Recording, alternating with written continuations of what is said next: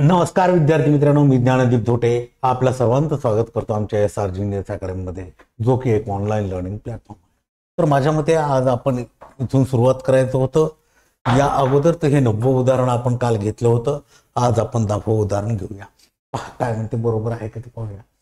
tan a by 1 plus tan square a कंसपूर्ण कंसाचा वर्ग अधिक cot a by 1 plus cot a कंसपूर्ण कंसाचा वर्ग बरोबर sin a into cos a। असंच आहे ना।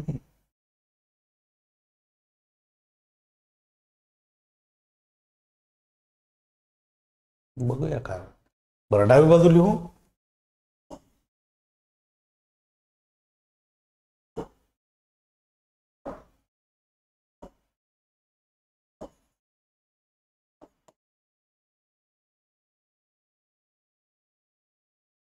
डावी बाजू काय, tan a by 1 plus tan square a कंसपूर्ण कंसाचा वर्ग अधिक cot a by 1 plus cot square a कंसपूर्ण कंसाचा वर्ग। ही झाली आपली डावी बाजू। पण आता बघा, आपण काय म्हणालो, 1 plus tan square a म्हणजे sec square a आणि 1 plus cot square a बरोबर cosec square a। असं होईल की नाही? या अगोदर आपण पाहिलं 1 plus tan is equal to sec आणि 1 plus cot is equal to cosec असं होईल। मग या कंसात अंश tan a जशाला तसा, या कंसाच्या ठिकाणी काय ठेवूया, sec square a याचा वर्ग होईल, हो की नाही, अधिक cot a ला cot a आणि 1 plus cot a म्हणजे काय, cosec square a आणि याचा देखील वर्ग होईल, होईल की नाही? बरोबर काय होईल, tan a बाय sec चा चौथा घात a अधिक cot a बाय cosec चा चौथा घात a, होईल की नाही? हा बेदुनीच्या घाताचा घात म्हणजे घातांकाची बेरीज। आता आपण याला असं लिहू शकतो की नाही, tan a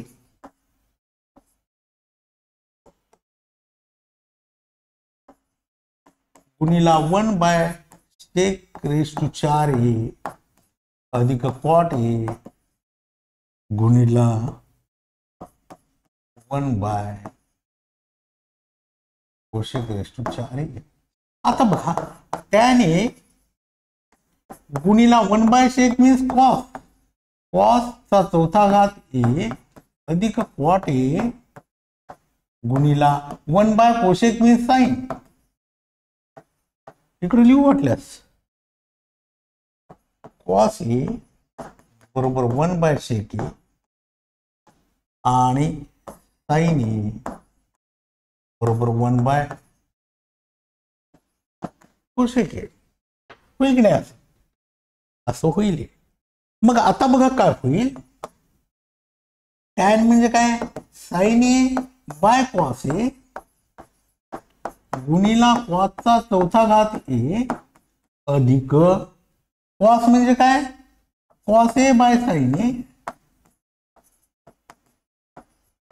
गुणिला sin चा चौथा घात a म्हणजे काय होईल? मग आता बघा, sin a गुणिला cos a cos cube a plus cos a गुणिला sin क्यूब a असं होईल का? कारण काय माहितीये का, हा cos a आणि इथला एक cos a कॅन्सल होईल ना, हा याच्याशी म्हणजे इथं राहतील 3, हा sin जशाला तसा, इथला एक sin a आणि इथला एक sin a कॅन्सल, इथं राहिला sin क्यूब a असं होईल आपलं। मग sin a into cos cube a plus cos a into sin cube a असं होईल। आता आपल्याला या दोन टर्म मधून, या दोन पदातून, इथून एक एवढं एक आणि इथून एक एवढं एक झालं, याच्यामध्ये काय कॉमन काढू शकतो आपण, sin a into cos a into sin a गुणिला cos a, हो की नाही, ब्रॅकेट ब्रॅकेट। आता इथून sin a into cos a सामायिक काढल्यावर काय राहिला, cos square a प्लस इथून cos इंटू sin काढल्यावर काय राहिला, sin square a आलं की नाही आपण हा sign A into cos A आपण कॉमन काढला हा साइन ए निघाला याच्यातून एक कॉस ए काढला म्हणजे कॉस वर्ग ए राहिला इथून कॉसला कॉस इथून एक साइन ए काढला म्हणजे साइन स्क्वेअर ए राहिला. आता बघा आपण काय म्हणणार आहोत sine square theta plus cos square theta equal to 1. या थीटाच्या ठिकाणी काही वापरू शकता तुम्ही ए पासून झेड पर्यंत या ठिकाणी ए वापरला आणि म्हणून काय होईल बरोबर साइन ए गुणिला कॉस ए गुणिला 1 याची किंमत किती असेल 1 हो की नाही आणि बरोबर काय उरलं 1 न गुणल्यावर साइन ए पाहिजे होता ना इथं साइन ए गुणिला कॉस ए आणि आपली उजवी बाजू म्हणून डावी बाजू बरोबर काय होईल उजवी बाजू हे आपण सिद्ध केलं. आलं लक्षात तुमच्या. अशा प्रकारे हे गणित होतं अशा प्रकारे हे गणित होतं.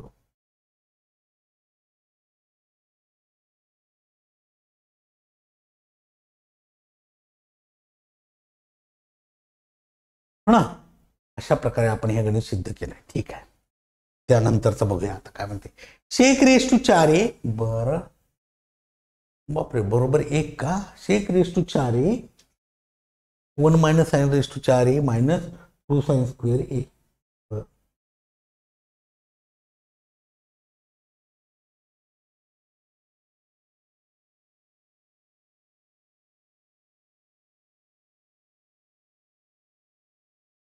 लिहूया आपण डावी बाजू काय म्हणते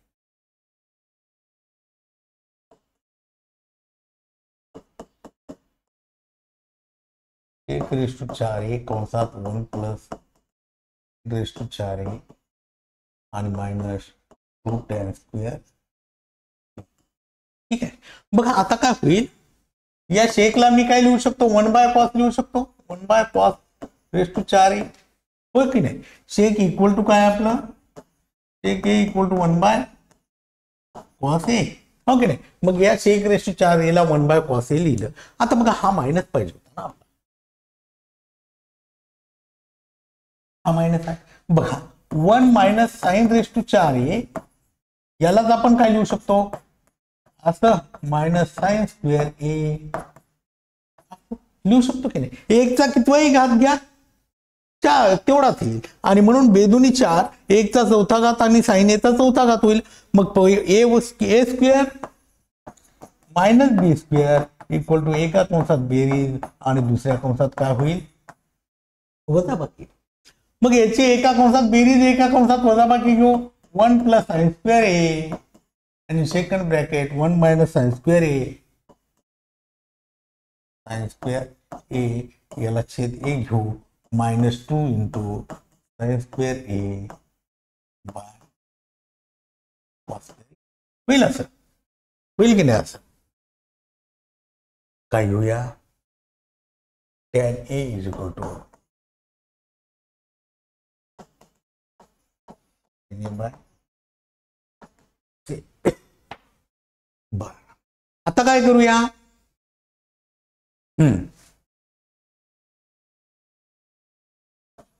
cos square a is equal to 1 minus sine square a असं लिहूया ना या ब्रॅकेटला. मग काय राहिला आपल्याकडे हा वर्ग ना 1 plus sine square A into cos square A by cos raise to 4a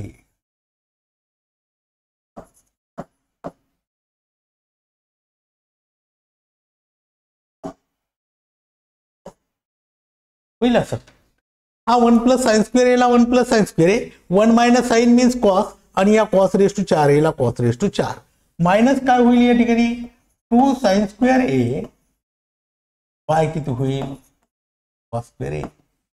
आता बघा इथं कॉस वर्ग ए आहे इथं कॉसचा चौथा घात ए आहे म्हणजे हा कॅन्सल आणि हा कॅन्सल आणि काय राहिले 2 बरोबर काय होईल 1 प्लस साइन स्क्वेअर ए बाय किती कॉस स्क्वेअर ए मायनस 2 साइन स्क्वेअर ए बाय काय होईल बस. आता ह्या दोन्ही गुणोत्तरात दोन्ही टर्मचा छेद कसा आला सारखाच आला म्हणजे काय होईल अंशाची वजाबाकी 1 प्लस साइन स्क्वेअर ए मायनस 2 साइन स्क्वेअर ए बाय काय होईल कॉस स्क्वेअर ए. आलं लक्षात. आता हा साइन स्क्वेअर ए मायनस 2 साइन स्क्वेअर ए, याच्यातून 1 मायनस साइन स्क्वेअर ए बाय काय राहिला कॉस स्क्वेअर ए. हो की नाही. या दोन मधून एक गेला, एक राहिला. मग 1 मायनस साइन स्क्वेअर ए म्हणून म्हणजे काय म्हणालो आपण कॉस स्क्वेअर ए. मग याच्या ठिकाणी कॉस स्क्वेअर ए ठेवूया. Cos square A by cos square a. हा कॅन्सल झाला बरोबर काय, एक आला की नाही आपला. आणि म्हणून डावी बाजू बरोबर उजवी बाजू आपण हे सिद्ध केले. आलं लक्षात तुमच्या. म्हणून आपण काय सिद्ध केले, डावी बाजू बरोबर उजवी बाजू हे आपण सिद्ध केलं. असं होतं हे गणित. आलं लक्षात तुमच्या. अशा प्रकारे हे गणित आपण केलं आहे. बघा आता टॅन थीटा डावी बाजू लिहून घेऊया.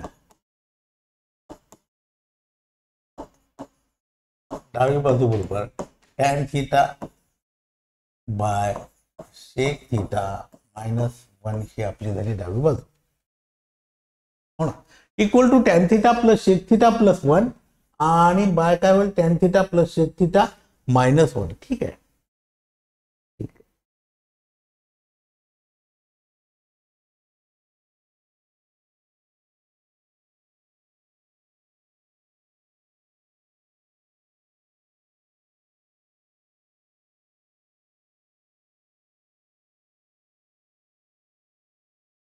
बघूया आपण काय करूया. सेक थीटा प्लस 1 नको या, कारण काय त्याला आपण काय म्हणालो tan theta by sec theta minus 1 गुणिला sec theta plus 1 by sec theta plus 1.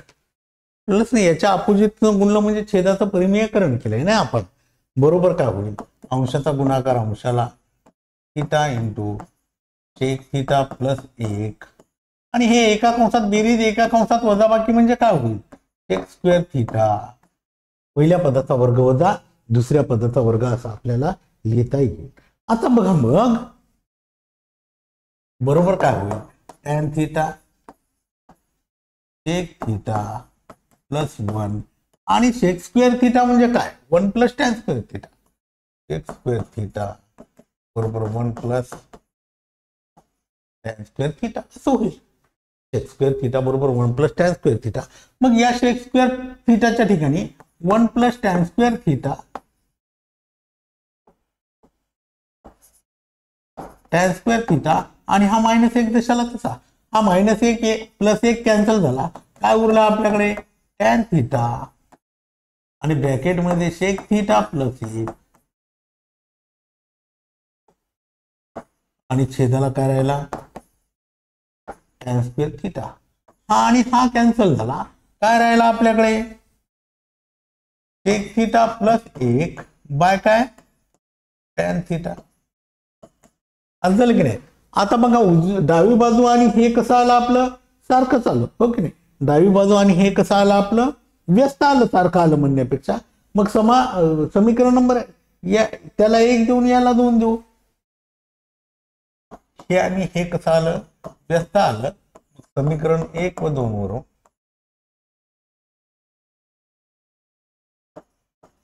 काय होईल tan theta by sec theta minus 1 आणि बरोबर sec theta plus 1 by tan theta होईल ना.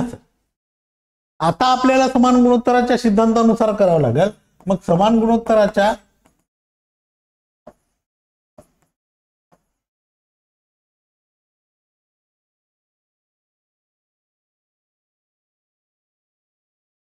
सिद्धांतानुसार प्रत्येक गुणोत्तर बरोबर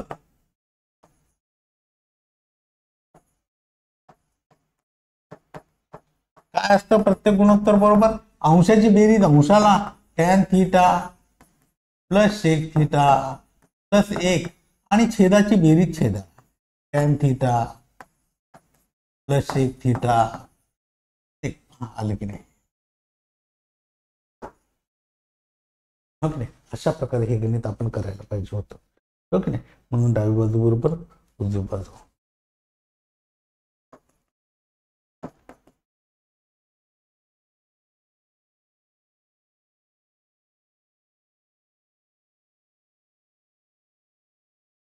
असं हे गणित होत. लक्षात तुमच्या अशा प्रकारे हे गणित आपल्याला करता. थोडस जर काळजीपूर्वक लक्ष दिलं तर अतिशय सोपं प्रकरण आहे. फक्त आपल्याला हे त्रिकोणमितीय गुणोत्तर हे ते थोडंसं काळजीपूर्वक पाठ करणं गरजेचं आहे. पण त्याच्यामुळं हे प्रकरण आपल्याला सोपं जाईल. पण त्यानंतर बघूया. अरे तो सराव संच संपला याचा अर्थ. पण आता हे बघूया हे काय. बघा, त्रिकोणमितीचे उपयोजन म्हणजे ऍप्लिकेशन ऑफ ट्रिग्नोमेट्री.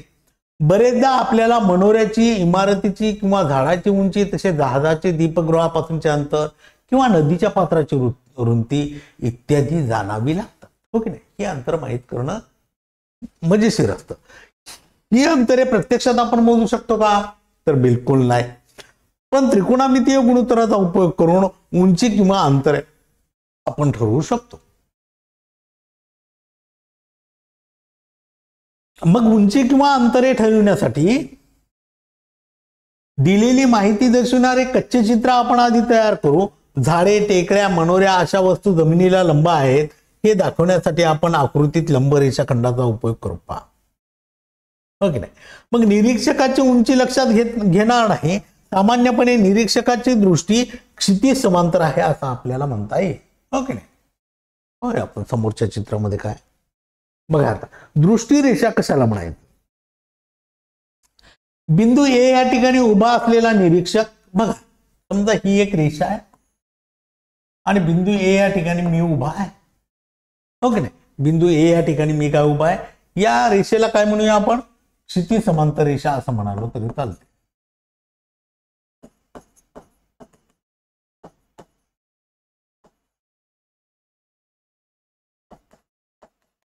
क्षितिज समांतर रेषा, हो की नाही.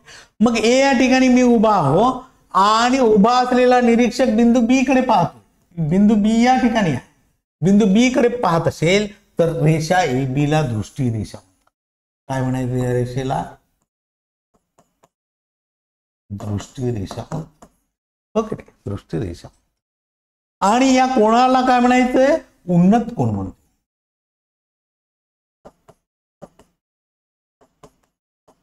हो की नाही, उन्नत कोण म्हणतो. उन्नत कोण वरच्या दिशेला होतो, पाहणार होतो आपण. एम ही निरीक्षकाची सामान्य दृष्टी रेषा क्षितिज समांतर आहे. एम ही रेषा क्षितिज समांतर आहे. निरीक्षण करण्याचा बिंदू हा ए च्या तुलनेत अधिक उंचीवर आहे. बिंदू बी हा ए च्या तुलनेत अधिक उंचीवर असेल तर ए बी ही दृष्टी रेषा आहे, हो की नाही. आणि एम शी जो कोण करतो त्याला उन्नत कोण म्हणतात. हा जो कोण होतो, कोण ए एम बी, त्या कोणाला आपण काय म्हणूया, उन्नत कोण असं म्हणता येईल. म्हणजेच आपल्याला थोडक्यात काय म्हणता येईल, उन्नत कोण वरच्या दिशेला असतो, हो ना. एवढं आपल्याला लक्षात ठेवता येईल. त्यानंतर बघा, बिंदू ए या ठिकाणी समजा मी उभा आहे आणि ही रेषा क्षितिज समांतर रेषा आहे, हो की नाही. आता मी काय केलं माहिती आहे का, या खालच्या दिशेने जर पाहतो आणि ही माझी दृष्टी रेषा असेल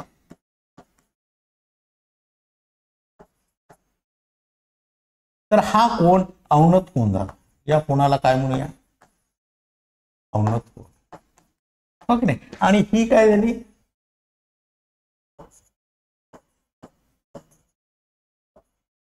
क्षितिज समांतर, ही दृष्टी रेषा आणि हा उन्नत कोण, हो की नाही. हा काय झाला आपला उन्नत कोण. म्हणजे अवनत कोण आणि उन्नत कोणामधला फरक हा लक्षात ठेवा. उन्नत कोण वरच्या दिशेला असतो, अवनत कोण खालच्या दिशेला असतो. म्हणजे निरीक्षण करण्याचा बिंदू सी हा रेषा एम सी क्षितिज समांतर रेषेच्या खाली असेल. बिंदू सी हा कुठे आहे, खाली आहे, हो की नाही. मग रेषा एम सी अवनत कोण करतो आणि तो खाली असल्यामुळे काय करतो, अवनत कोण तयार करतो. म्हणजे कोण एम ए सी हा अवनत कोण आहे असं आपल्याला म्हणता येईल. हा कोण MAC हा अवनत कोण आहे असं आपल्याला म्हणता येईल. मग जेव्हा आपण क्षिती समांतर रेषेच्या वरच्या दिशेला पाहतो तेव्हा होणारा कोण उन्नत कोण असतो, आणि जेव्हा आपण क्षिती समांतर रेषेच्या खालच्या दिशेला पाहतो तेव्हा होणारा कोण अवनत कोण होतो. हे दोन कोण लक्षात ठेवायचे. वरच्या दिशेला पाहतोय उन्नत कोण, खालच्या दिशेला पाहतोय अवनत कोण, एवढं लक्षात ठेवा. आलं लक्षात तुमच्या. त्याच्यानंतर सराव संच झालाय. हो ना, सराव संच चालू आहे.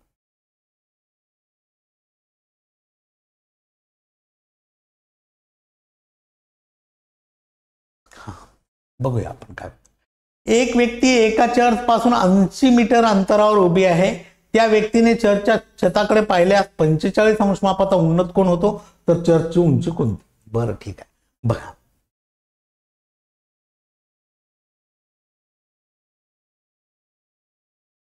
हा काय झाला आपला चर्च म्हणूया, हो ना.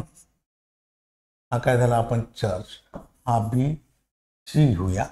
आणि एक व्यक्ती चर्च पासून 80 मीटर अंतरावर उभा आहे, म्हणजे ह्या चर्च पासून हे अंतर किती झालं याचं 80 मीटर, हो की नाही. आता त्या व्यक्तीने या ठिकाणी जर बिंदू या ठिकाणी तो उभा असेल तर चर्चचं छत झालं C, हो की नाही. या ठिकाणी तो उभा असताना किती अंशाचा कोण करतोय, उन्नत कोण. वरच्या दिशेला पाहतोय म्हणजे उन्नत कोण करतोय. म्हणजे काय झालं, कोण BAC बरोबर किती 45 अंश उन्नत कोण होतो. तर चर्चची उंची काढा. समजा चर्चची उंची काय घेऊया, काही घ्या, XYZ काही काही काही. काय करू मग, समजा BC ही चर्चची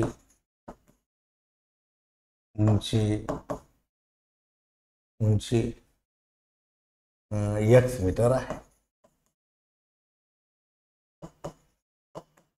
ओके नाही. चर्चची उंची किती आहे X मीटर. बिंदू A ह्या ठिकाणी काय झालं, त्या व्यक्तीने बिंदू A ह्या ठिकाणी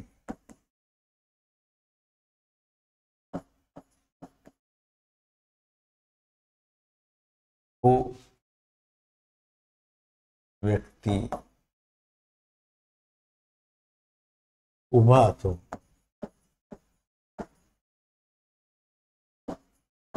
त्याची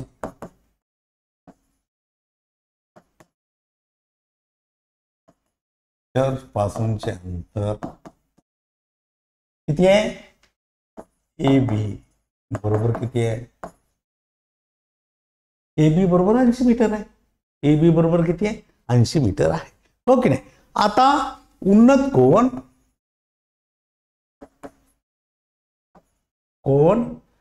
PAC बरोबर किती 45 अंश.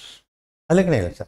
BAC बरोबर 45 अंश हा उन्नत कोण आहे ना, वरच्या दिशेला पाहतोय ना तू छताकडे, हो ना.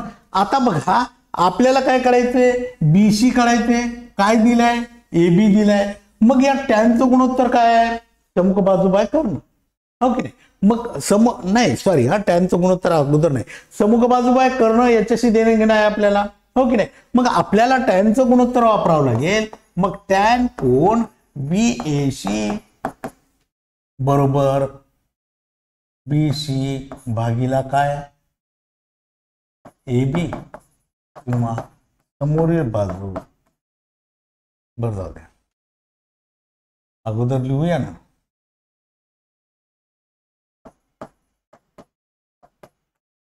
समोरील बाजू भागीला कर्ण, कर्ण नाही पाय, लगतची बाजू.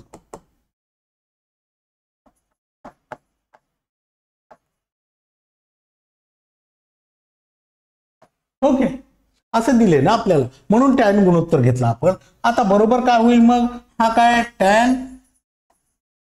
45, कोण BAC किती आहे 45 बरोबर समोरील बाजू कोणती BC बाय किती AB, होईल की नाही. आता मग टॅन 45 किती असते म्हणालो आपण, 1 असते. टॅन 45 किती असते 1 असते.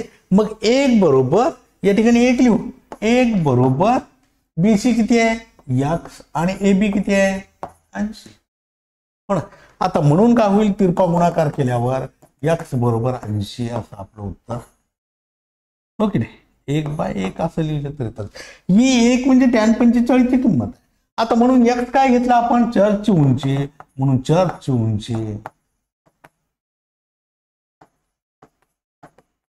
बरोबर x बरोबर किती 80 मीटर हे आपलं उत्तर. x बरोबर किती 80 मीटर हे आपलं उत्तर. लक्षात तुमच्या हा देखील सराव संच बऱ्यापैकी सोपा आहे. तेव्हा थोडंसं एक वाक्य वाचायचं लिहायचं आकृती काढायची एक वाक्य वाचायचं लिहायचं अगोदर दिलेली माहिती लिहायची आणि त्यानंतर मग तो उन्नत कोण आहे की अवनत कोण आहे त्यावरून आपण ठरवायचं. लक्षात तुमच्या माझ्या मते हे तुम्हाला समजलं असेल. भेटूया उद्याच्या तासिकेत या समोरच्या उदाहरणावर चर्चा करण्यासाठी.